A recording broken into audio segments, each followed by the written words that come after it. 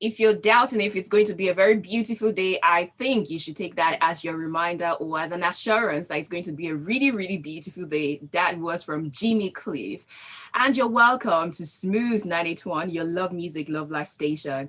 And it is Breakfast in Bed 981. Now, this is the soul food segment where we get to talk about your health, your nutrition, your fitness, literally everything as it concerns your well-being.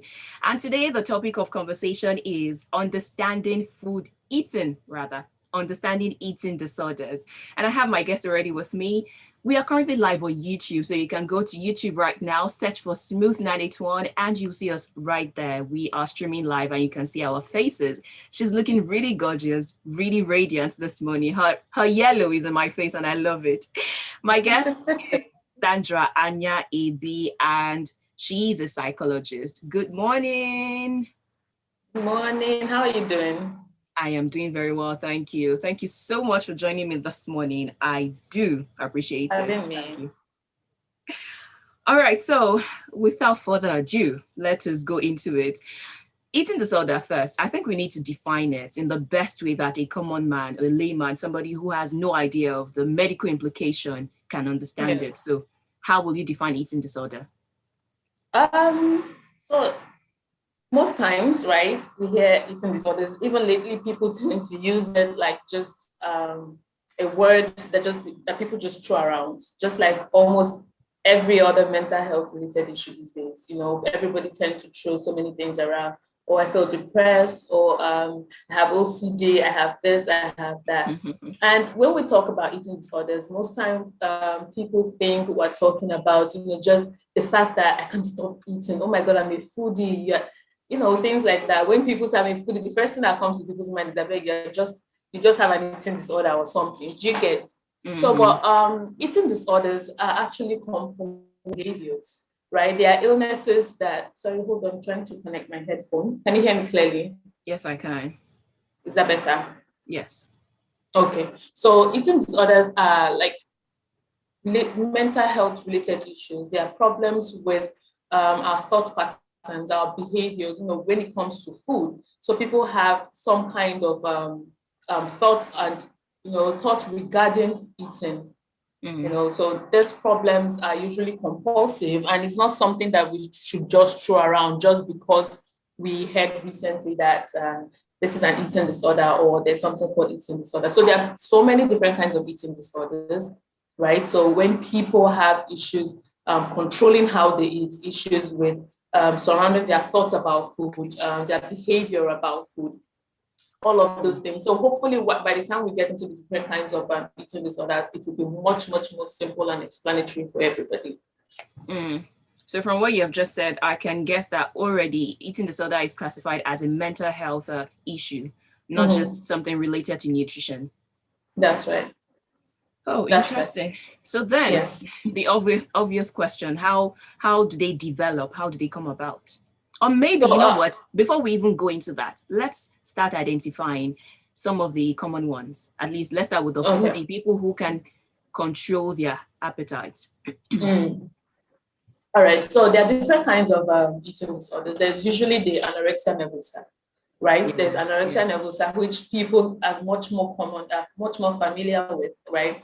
And that's usually a form of self-starvation. So you find people not wanting to eat, trying as much as possible to get away from food conversations, simply because it's usually tied to the fact that they feel like I'm gaining so much weight. I don't like the way my body looks. I don't like this. I don't like that. My body this, my body, so many things tied to these things, but it's usually mainly as a result of their this obsessive compulsion about their body weight, about their body, the way they view themselves, right? And why I use the word obsessive and compulsive is because most times they can't help these things, which is what makes it a psychological or a mental health challenge, right? Because if it's something you can easily just say, oh, you know what, let me just snap out of it and just move on to the next thing, I can get over it, then it's no longer psychological, because this is something that they just cannot get over.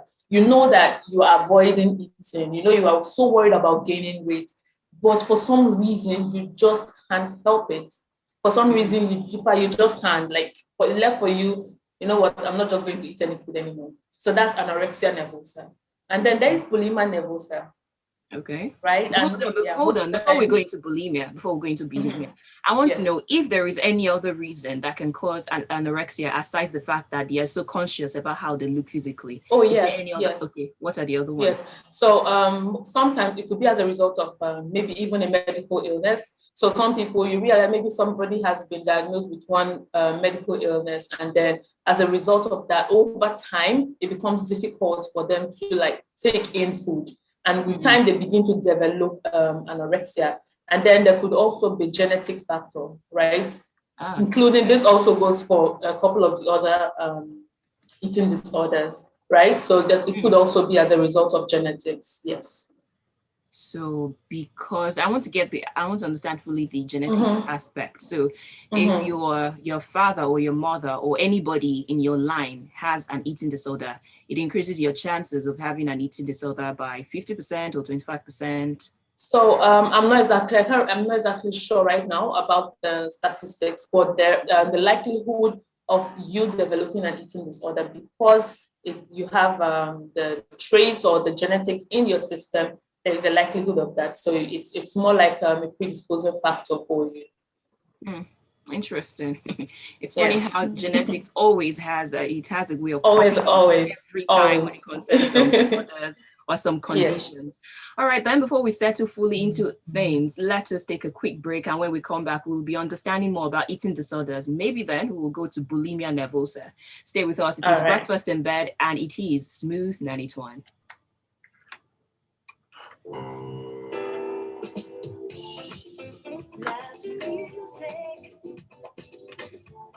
It's a really short break, about 1 minute, 16 seconds. Yeah. Okay. No, All not even right. up to 1 minute, actually. That. So we'll come in soon. How does Colgate protect my teeth from cavities? Does it use Kung Fu? No, dear. Most tooth pains are caused by tooth holes called cavities. When you brush daily with Colgate Maximum Cavity Protection, its expert formula locks natural calcium in our teeth and helps protect them from cavities. It's time to upgrade to the world's most chosen toothpaste, Colgate, because Colgate locks calcium in. Colgate is recommended by the Nigerian Dentist.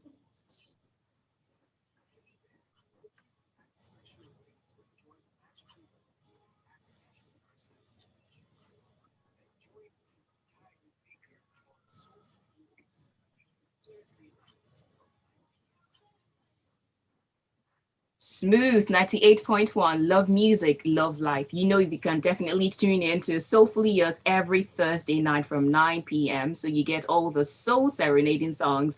Kayode Baker always has a way of making you feel good with that one. So, yes, you have to tune in. And right now it is Breakfast in Bed. And the topic of conversation is understanding eating disorder. Don't forget that we are currently streaming live on YouTube. So go to YouTube and search for Smooth 91. Search for Smooth 91 on YouTube and you find us right there. And then if you have a question, if you have a comment, a contribution that you want to drop concerning what we're currently talking about, the number to send your WhatsApp message to is 0809 444 0981. Again, 0809 444 0981. That's where your WhatsApp message is. And if you want to call in, the number to dial is 01448 9981. And then on Twitter, the handle to tag is at Smooth91FM. The hashtag to use is Breakfast in Bed 981. My guest this morning is Sandra Anyahaebi. I hope I did not murder your name. You tried. You tried. Thank you so much for that commendation. So back to it. Before I went on the break, we were talking about bulimia nervosa. So which one is that? All right. So bulimia nervosa is when you find people, always indulging in, like, there's this repetitive cycle, right? So they're always binging food, just always eating and eating and eating and eating and eating. They just cannot help it, right? So This is quite different from the next one I'm going to talk about, which is binge eating, right? So, but most times it's they have a lot in common, right? Bulimia and binge eating have a lot in common, right? So you find people engage in overeating or always eating, finding they just can't stop to eat, even when they are satisfied. They just continue eating. So this is where you find most people say, "Oh, you are a foodie, or you are this, you are that." But now with binge eating, the thing is with binge eating, afterwards it follows this compensating behavior that people tend to find a way to release all of those food that they've eaten, right? That's So binge eating. yes, that's binge eating. So they tend to find a compensatory behavior to release all of those things they've eaten. Most time, so this is simply just to avoid gaining weight, and most time they try these things through vomiting, excessive exercising. They even use laxatives, which are some kind of drugs to help them, release all of this food. So you find some people. I remember one time we had an Instagram live session and we were talking with Ibi Fubara, and she mentioned how she's seen people actually put their hands in their mouth to help them expel this food after eating and eating and eating. So you see that the problem with this behavior, the problem with these eating disorders is the fact that they just can't help it. So now you see with anorexia, we mentioned that people are starving themselves. They try to avoid eating. But now you come to binge eating and bulimia, and you see people eating and eating, and even till they are completely full, but they just can't help it, right? And then afterwards, with binge eating, they go ahead and find ways to release all of this food. What about bulimia? Right? What's the difference between bulimia and binge eating? Yeah, so the major difference with bulimia and binge is the fact that people just tend to, with binge eating, they tend to find a compensating behavior. While bulimia, you're also eating and eating, it also has its own side effects. Though they do not engage in compensating behaviors, unlike binge, but it also has its own side effects, right? You tend to overeat, leading to constipation. You have issues with your bowel movement, so many of all of these issues. I think we'll discuss some of them later on if we have time. So in bulimia, it stays. You don't necessarily need to exercise all the calories you've consumed. Not necessarily. So then, all right, then let's break it down. So what are the things that are involved in bulimia, the side effects, I want to fully understand it. So with bulimia, just like almost all of the other eating disorders, right? They all have one health-related issue. When I mean health, I mean medical health now, right? You find, for instance, with anorexia, for example, when because of the fact that they just avoiding food, they tend to lose weight, having issues with but I think it's called body mass and things like that. While with binge eating, bulimia, because in binge eating you're always throwing up, you have issues with your esophagus, problems with your mouth, your tooth, and things like that. While with bulimia, you have issues with bowel movement because you've eaten so much that your body just can't take it anymore, right? And now you're stuffing your body so much when you don't need this food anymore. You are filled up, but you just continue eating because possibly the foods are available or whatever other reason, right? So you just keep eating. And like I mentioned, bowel movement, you have problems with, sometimes it could also affect like your, what's it called now? Your digestion? Liver, your kidney, yes, digestion and the rest, yes. So because all of these things, at the end, it affects you as an entire human being, including medically, physically, psychologically, every area of you, it affects you in every single thing that you do. Okay, so what are the causes? Are they the same with anorexia? When I say the same now, at least the only thing that I can find in common is the genetics, because anorexia means you're being conscious of your weight. So in bulimia, aside genetics, which other thing? So aside genetics, there's the usual, I usually call them like precipitating factors, people tend to exercise. There are some people who just love to exercise, please don't get me wrong, right? Some people just like to keep fit, which every single one of us should do. But, people like to keep fit, people like to, go the extra mile, always going to the gym. Please, this does not mean that you have an eating disorder or anything. But now the problem is when it follows the thoughts or the behavior of, I think I'm getting too much weight. Even when people around you can clearly see that you are not gaining weight. Even you, sometimes maybe you go through what's it called, scales. You check your body weight with scales. You find out that, okay, but for some reason, you're still just not comfortable with your current body weight or body size. So you continue exercising and exercising.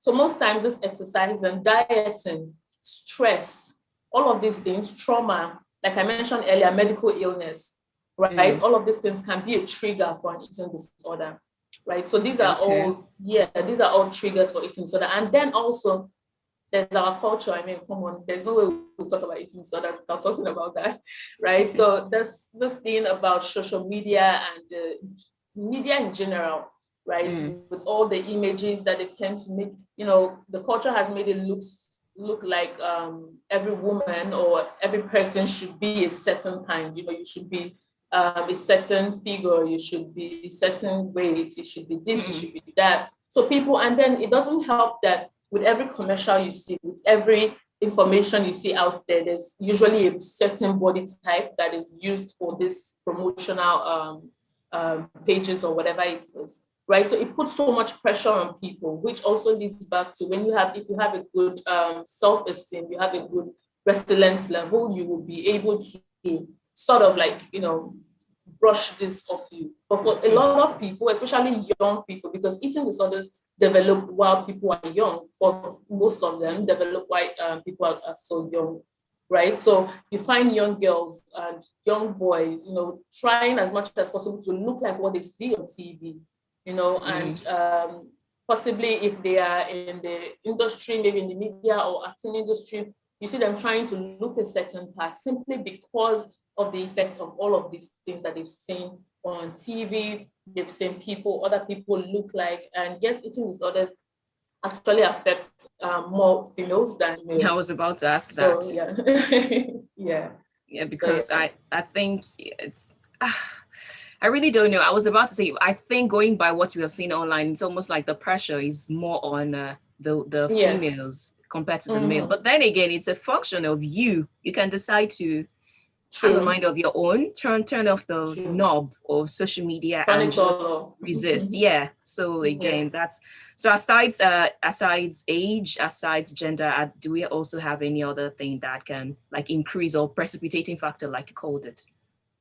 So like I mentioned, trauma, people, even grief, people losing somebody, being exposed to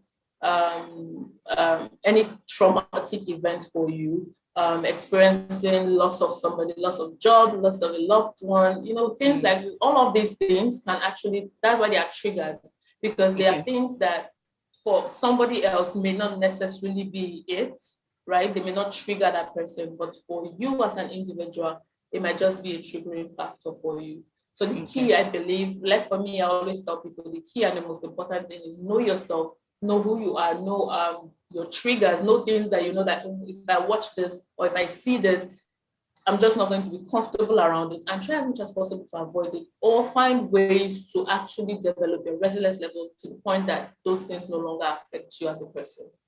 Thank you. I'm having you go over those precipitating factor or the risk factor, because chances are that, yes, we have said that it develops in the younger ones, but then chances are that you get to a part in your life and it's almost like something has switched up for you. So in case you've gone through any of those, so you can check yourself if your eating pattern or habits has changed recently and you're wondering what has caused it. So please look through that list and find yours there.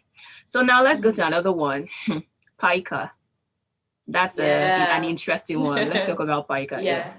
Funny thing is, till a couple of years back, right? Even as a therapist, a couple of years back, I still thought pica or pica is something that only it's, especially in this part of the world, it's not as common. Technically, first, we have to actually define what it means. I'm coming to that. Coming to that. So when I say it's not as common, people don't report it as they should, because they think it's just a normal thing. So pica is more like, when people are eating things that have no nutritional value. That's just the easiest way I can define it. People are eating things that have no nutritional value. Paper, the most common one, Nigerian schools, even in say, for instance, the eastern part of the country, Uzu, sand, Chalk. all of these things, chalk, yes, all of Now, those things, they have no nutritional value whatsoever, but you find people eating them. Now that you see yourself eating sand, you can't say every child you see at age 2 or age or 6 months old has pica, because most times you find kids always putting things in their mouth. That is the stage they are in at that point in time. So now what happens with pica is, just like every other eating disorder, it develops over time, right? It takes a couple of say weeks before you can actually say you are diagnosed with pica. So, and it's compulsive. So for instance, let's say with pica, you find yourself always eating paper. You just be in school, you're supposed to be writing, and then you tear your notes and you pieces it, and then you just throw it in your mouth. And then over time, with for like weeks, going to weeks, you just can't stop. Sometimes you just wake up and maybe just go to tear a piece of paper, even when you're doing nothing, or you have something important to do. Just the thing is, it's this compulsion, I would say, because it's difficult for you. For some reason, you just cannot just say, okay, I'm not going to chew. I know it's not healthy. I know this thing is not good, but you just cannot stop eating it. You just keep eating and eating and eating and eating. And before you know what's happening, you're eating a whole exercise book, right? So, yeah. That's a very interesting one, because earlier I already asked the question of the morning, and the question of the morning is, what's the weirdest thing that you craved or that you've eaten? And I had a couple of answers. And before then, I actually outed myself. I said that while I was growing up, I ate sand, I ate chalk. Now that you mentioned paper, yes, I definitely had a good time with paper. Paper. And then there was somebody who said, I think it was Charlie. Charlie said, let me look for the message now. He said, yes, I ate eraser at some point as a child. I was drawn to eat it because it smells so much like chewing gum. Charles, yeah. So yes, that's another one. I also, definitely tasted that. And some other things that I can't even remember that now. Somebody mentioned kerosene, that's Cisco Delgado. And I think another person, Quincy, mentioned soap. And yes, again, soap. There was a particular brand of soap that smelled really nice, and I was just curious to know if it tasted as nice as it smelled. So wow, I am sure that at one point, now I feel like covering my face, so I'm going over this as if no, I do not have an eating disorder. It was just those things that I did out of curiosity. And like you mentioned, there were some people who have eaten this thing when they were growing up. There was sand. In fact, where I grew up, I don't think there's anybody that didn't eat sand. Thank you. There was a particular while growing up. Yes, while growing up, there was a particular sand. It was sort of white and it had the smell. And then the people in my area where I grew up, in the village where I grew up in, they would say it was the salt of kids, because kids were allowed to eat it. Kids should be able to eat it without feeling guilty. But yes, it all points out to the fact that at one point or the other in our lives, we would have eaten something that has no nutritional value. But like you mentioned, it's not diagnosed, or you cannot fully say with your chest that you have the condition pica until after some weeks, or you have some sort of compulsion. But okay, let's take a quick breather. We're not done with pica yet. When we come back, we'll talk about how it comes on, especially in pregnant women. I have seen quite a number of people who got pregnant and they started craving lots of things that are non-nutritional, and of course, because you're pregnant, it poses a risk. So yes, this is still Breakfast in Bed. The topic of conversation is understanding eating disorder, and my guest is Sandra. Stay with us because we will take a breather now. When we come back, we'll be talking more about the topic. Love life. We are smooth. 98.1. Is it good? Yes. 98.1. It just feels good. What does future forward banking mean to you? Speed, innovation, convenience, lifestyle goals, or just simply getting service that is designed just for you? Yeah, we thought you might like all of that and more. That is why we specially created Providus Bank for you, to take care of your daily experiences. At Providus Bank, we believe that banking should be all about you and your business, and how to get you to the next level. If you do not already have a Providus Bank account, please speak with our business concierge on 0700 77 684 387 or email businessconcierge@providusbank.com to switch to a future forward banking experience. Providus Bank. Future forward.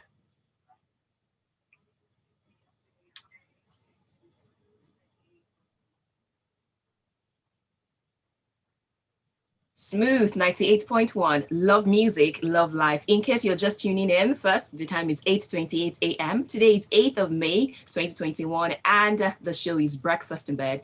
My name is Oluwaseun and my guest is Sandra Anyahaebi. And the topic of conversation is understanding eating disorders. So if you have a question, if you have a contribution, you've been a part of the conversation before now, you can send your WhatsApp message to 0809-444-0981. And then you can call on 01448-9981. Again, 01448-9981. On Twitter, you can use the hashtag breakfastinbed981 and then tag the handle at smooth981fm. So back to Pica. How does it actually come on? At what point does it become compulsive, or I just want to understand everything about it, really. Right. So if you want to understand more about Pica, I would suggest you help us do more research, right? Because there's limited research, not like limited, but psychologists, researchers are yet to find the exact cause to what to Pica, and also, why exactly people are just this way. So, but the thing most linked with Pica is iron deficiency. Right. And then also with, sorry about that. Okay. And also with, I know you mentioned earlier on, you mentioned pregnant women, right? Yeah. So, yes. So pregnant women crave, you see them eating dirt, eating unzu in Nigeria here. Unzu is that, what's that thing called now? This clay chalk kind of thing. You know what unzu is, right? I believe it's chalk. Right. That's all I know about it. Okay, yeah, so it's sort of like that, and all of the derivatives. So pregnant women tend to eat these things because their body just has increased in like nutritional needs during pregnancy. So now they are craving all kinds of things, right? But the exact cause of Pica and why people eat these things is still something that is still just here and there, right? There's no standard research that you can point to right now to say, okay, this is what causes Pica. This is why Pica exists. This is this is that. There's no that one research that you can point to right now. But I mean, as of right now, if you know any, please just let me know. I mean, yeah, but there's like no one research so far. So how do you actually treat or what's the word? And when people come to you with this disorder, how do you help them? Yes. How do you help them with it? All right. So there's usually treatment for eating disorders, right? Most times CBT, which is cognitive behavioral therapy, is used. And in most cases, enhanced cognitive behavioral therapy is also used. Because like I mentioned earlier, this is something that has to do with your thought pattern, right? Eating disorders are, you're always preoccupied with thoughts about your body, or even not just your body, but you're always thinking about food. Thinking about whether you like this food, whether you're going to eat this food, how you're going to avoid eating, the things you're going to do to avoid eating, how you are going to remove all of this food from your system even after eating, right? So you realize that the person who has been diagnosed with an eating disorder, all of their thoughts is just completely filled with food, ways to avoid, ways to eat, what to do, food everywhere. And this tends to affect every other area of your life. So that is where it becomes really challenging, right? When it begins to affect your relationships, it begins to affect your work. Instead of you to go to work, you have a test in the morning as a student, or you have a meeting at work, and you are more concerned about, they may serve donuts at work, so how am I going to get out of that meeting? Or you're worried about how, I haven't eaten yet, I need to go, even when you just had food. So you're wondering, okay, so what food do I take to this meeting? What snack can I take to this meeting? You're always concerned about eating, concerned about food. You're worried, okay, I've closed from work, I'm going home, I'm going to have dinner together with my family members.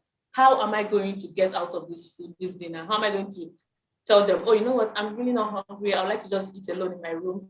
You're trying to devise methods, trying to devise it. So all of these things, by the time it begins to affect all of these areas in your life, and it becomes something that you just can't help anymore. You know that you've been trying to stop eating so much. You've been trying to eat healthy. If it's the case of anorexia nervosa, right? You're trying to eat healthy, but you just can't help yourself, right? At that point in time, I always advise, please just seek medical help. you can always go to your doctor. Most times medical doctors diagnose this eating disorders and then take the client or the person to see a psychologist, a psychiatrist to carry out cognitive behavioral therapy. So yeah, like I mentioned earlier, there are majorly two treatments for most of this eating disorder, therapy and medication, right? So with therapy, with medication can come in with, anorexia, a couple of others. Most times, things antidepressants can also be used to treat some of these eating disorders. But the thing is, you're not just working with your therapist or your psychologist if you have an eating disorder. You're working with your psychologist. You're working with, if you're using medication, you're working with medical doctors. You're working with psychiatrists. You're working with nutritionists.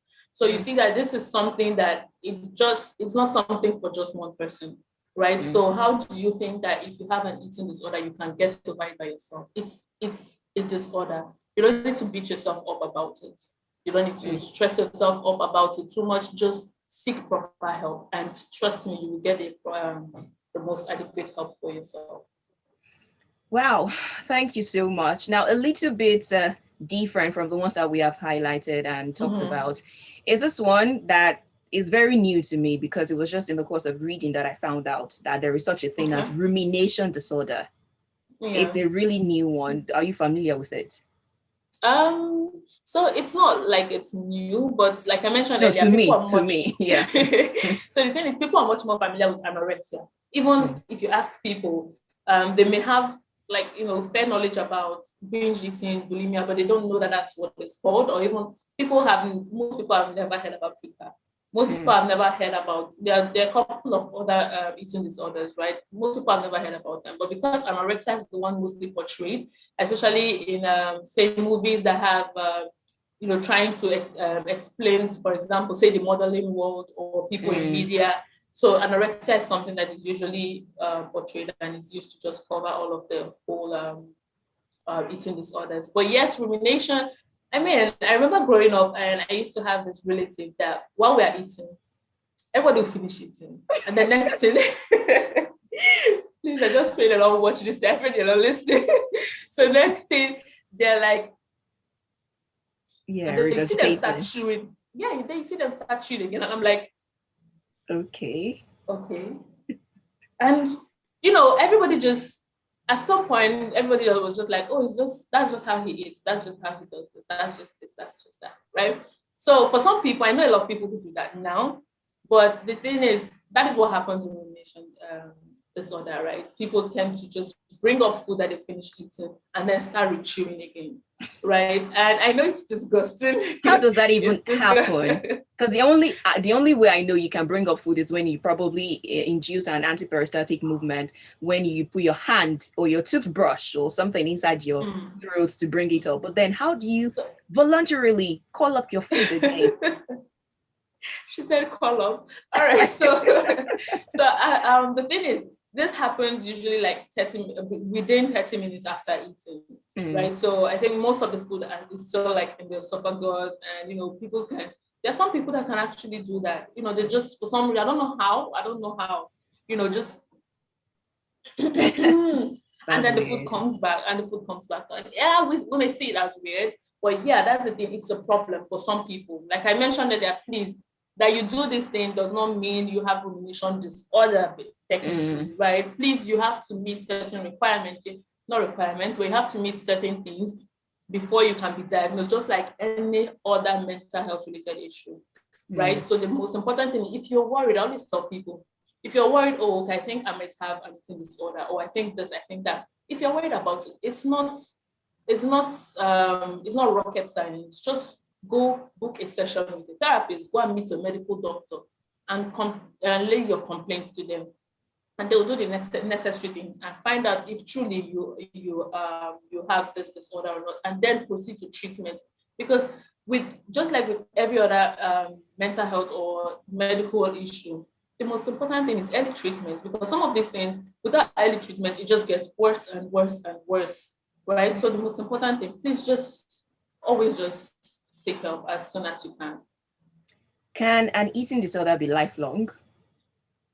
I would say yes, because I mean we've seen people battle anorexia, we've seen people battle some of these eating disorders for a really long time, and for some people, especially people who have underlying medical issues, sometimes it also contributes to like their death, right? So with most eating disorders, death is sometimes in the mix of like the what's it called now the what's the word I'm not sure. like after everything, without if you don't go for proper treatment at the end, death is usually somewhere along the line, right? So you find, so for example, you find somebody who say I was reading about a case sometime back, a lady who had cancer, and for some reason she was pregnant and she was able to carry her child full term, and now before she was diagnosed with cancer, right, she had anorexia. Right? So, but then the problem was she just cannot eat. So imagine somebody having anorexia and then she got pregnant, but now she's pregnant, she has anorexia, and she just cannot eat to feed her child. Right? So she was just growing so lean, so thin. I'm sorry I'm using this example. I know it's really extreme, but just trying to drive a point home, right? So they had to feed her, the usual food, anything they had to feed her, yes, with food. So it became really difficult. It got to the point, because the treatment came in late, like her husband didn't find out about it. So like she had to go to the hospital. They had to do a series of tests to find out, okay, why is she not taking, why is the treatment for the cancer not working? Why is she losing so much weight? She was so skinny that she could barely keep herself standing, right? So, and then with time, they found out that, oh, okay, so she was anorexic. And then they started feeding her food treatments. But then it got to the point where her body could not accept the food anymore. Wow. So imagine that, yes. So I'm sorry to use that example. I know it's really, really extreme, but please, I always tell people, seek help as much as you can. It can be lifelong. People battle these things for years. People battle these things for so as much as they can. Some people get better. Most people get better if you go for treatment as early as you can. Most people get better with bulimia, with anorexia, with binge eating, with pica, whatever it is. People get better with treatment, like I mentioned. So because there are a lot of people involved in your treatment process and in your recovery process, right? So with time you get better. But please always seek help on time. I'll definitely need a cup of warm water after that one. So I'll go take it now. And when I come back, we'll be wrapping this up and having your final words on it, or any other disorder that we've not talked about that is there that we've not mentioned. So this is still Breakfast in Bed 981, and it is Smooth 981. The topic of conversation is understanding eating disorder. We'll go on a quick break. When we come back, we'll be wrapping up. Stay with us. Silky smooth, 98.1. One X bet, one X bet. That is something. One X bet. Because now them gets the highest odds. And it's so crazy because there were a lot of things that happened and we just dismiss them. Yes, that's true. Because most people are just not familiar with these things. It's sort of like a normal thing to them. It's harder dealing with something you don't have an idea of or you don't understand. Yeah. Because usually you will land in what's it called now? You will land in MFM or something. True though. True. It's a rich blend of strings, percussions, wind instruments, and voices. Indulge yourself and go beyond the music. The greatest activity in music happened during the apartheid era, and great musicians came out of that era. Discover unique sounds of places, people, and culture, and come alive in your soul. It's a taste of the world on the Casbah, here on Smooth 98.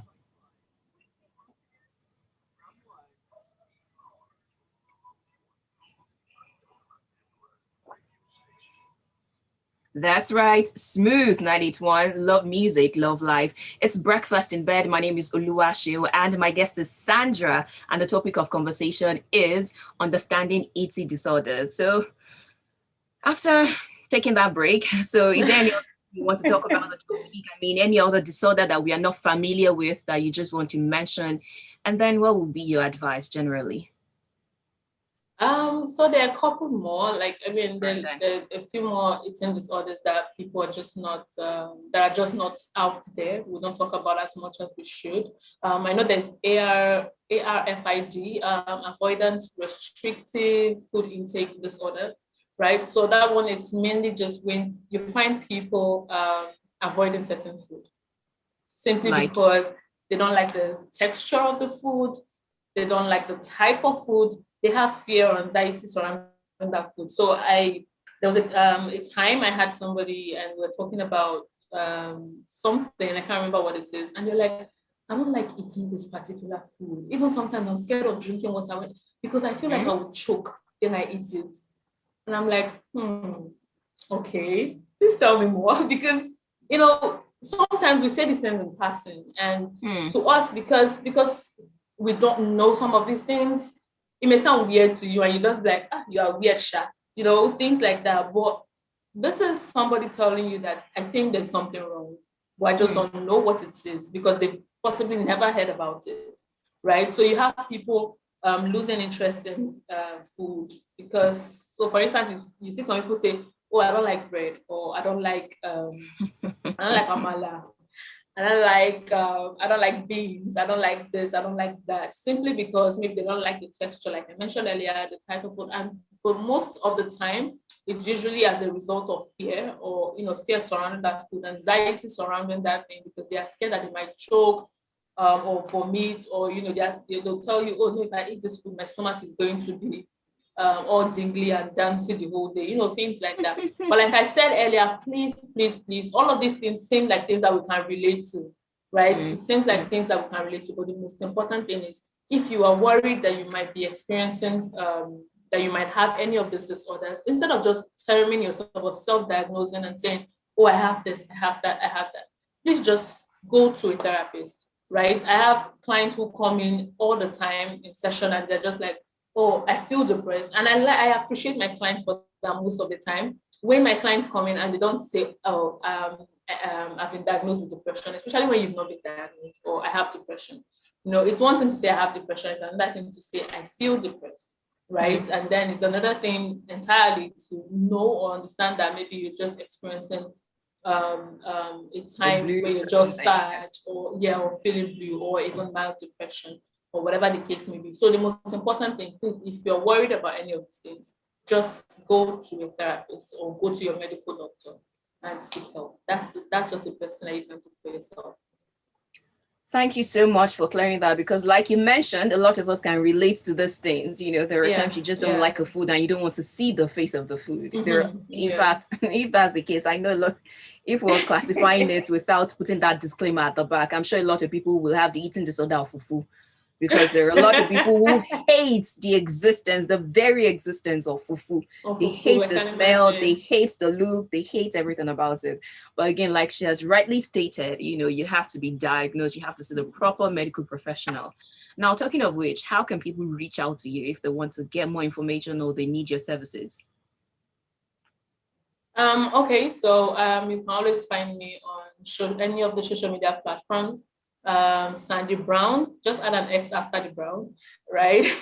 SANDY BWNX on all of the social media platforms. And also you can just send me an email, sessions@sandraA@gmail.com. All right, then. Thank you so much again for your time here. I am sure that it has really made somebody to understand something about, those eating behaviors, especially when they see it in someone else. Not necessarily mean that you see somebody eating a particular food or saying something, you're already saying that, oh, no, you have an eating disorder. No, again, that is not it. So, and if you're missed out, if you're just tuning in, well, you have missed this conversation, but then you have not missed it, because you can go back to YouTube to watch the replay. So go to YouTube and search for Smooth 981, and then you definitely see this video up there so you can watch it. Or maybe you might want to send it to somebody you care about, just to give them the information. Knowledge is power, so you should share it with them. Just search for the video. It's called Breakfast in Bed 981, and the topic is understanding eating disorders. It's not over yet on Breakfast in Bed. We still have Smooth Explorer session, and I have my guest already in the house. You want to know who my guest is. So come 9 o'clock, it will be time for all the entertainment and all the good chats and the good music, of course. And if you're a fan, maybe my guest will be singing his song or the song that you like to use. So come around in the 9 o'clock hour to find out more. Again, thank you so much, Sandra, for being my guest this morning. I look forward to more conversations with you. Definitely. Yeah, sure. I need you to say that definitely really loud so that people can said definitely. You know. Yeah, and next time it will be in the studio, definitely, so that I can see your beautiful brown face I'm here. sorry I couldn't be there today. No, it's fine. Thank you again. Have a beautiful weekend. You too. Bye. All right, city of Lagos, Nigeria, world, wherever you are, I definitely need you to stay with me till 9 o'clock. I promise you're going to have a really good time all the way till 10 o'clock. You know, it's a very beautiful time here on Breakfast in Bed. So yes, come 9 o'clock, it's going to be all about exploring the life of GT, the guitar man. Yeah, that's my guess. So yes, stick around. He's downstairs. No, not him. Somebody is downstairs for him. He said, GT, the guitar man, that when he comes, he should ask for you. Yeah, I was on it. I know. I heard you say GT the guitar man. I don't know whether you are or not. You're not there. Then